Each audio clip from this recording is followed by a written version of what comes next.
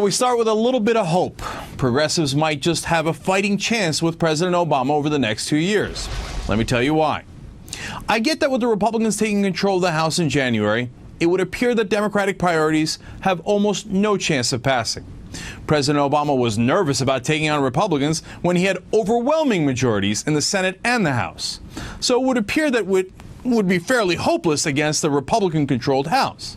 But hear me out on why I do have some hope that the president will get tougher over the next year. There are three options for the president for the rest of his term. One is a complete cave-in, where he passes largely Republican bills just so that he can say that he got more legislative victories. I hate that. Obama has unfortunately made comments that make me worry he's still looking for that common ground with the GOP, which is to say Republican ground. It's time to find common ground on challenges facing our country. That's a message that I will take to heart in the new year, and I hope my Democratic and Republican friends will do the same. If there's any lesson to draw from these past few weeks, it's that we are not doomed to endless gridlock. In the next 2 years, in my opinion, gridlock's the best case scenario. Who in their right mind thinks the Republican House is going to pass Democratic bills?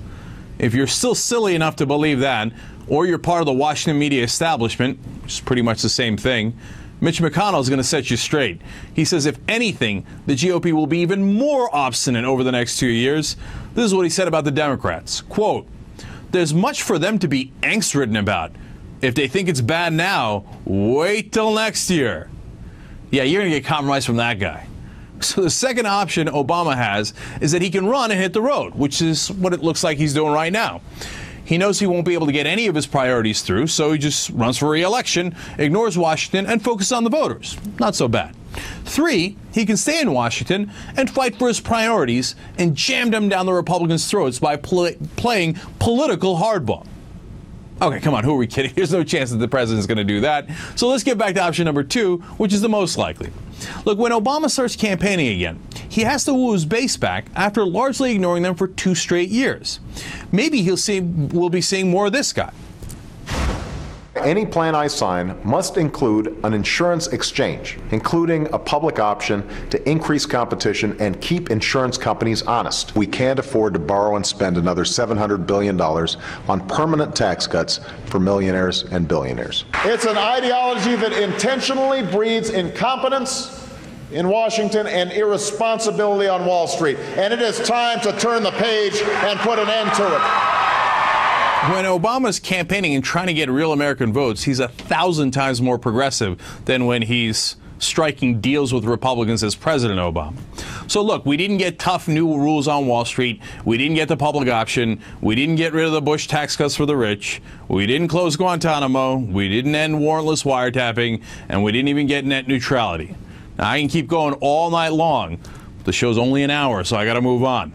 Look, this might be a good time for the president to actually try to reach out to that base he's been ignoring, or worse yet, treating with disdain for the past 2 years. When Obama hits the campaign trail, he'll likely start talking like a progressive again. He'll have the freedom to hit the Republicans much harder because he doesn't really believe he can get his priorities passed. The principal reason why he kept giving in to Republicans was that so he can say he got important bills passed. Now, with that possibly removed, he's free to swing a little harder. And since he's running for re-election, it's his ass on the line, honestly. So he actually has to make the case against the GOP so he can win. My guess is that we're going to start seeing a tougher Obama over the next 2 years. And that hope is that he will accidentally hit the Republicans so hard that they cave in when he didn't even expect them to. Maybe I'm too hopeful. But my hope is that he will see that fighting hard is not just a political strategy. We're not doing it to be tough, guys. It's something that can actually help you pass real policy goals, progressive policy goals.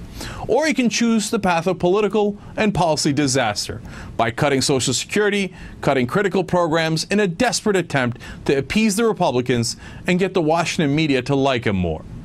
It's his choice and his political life on the line.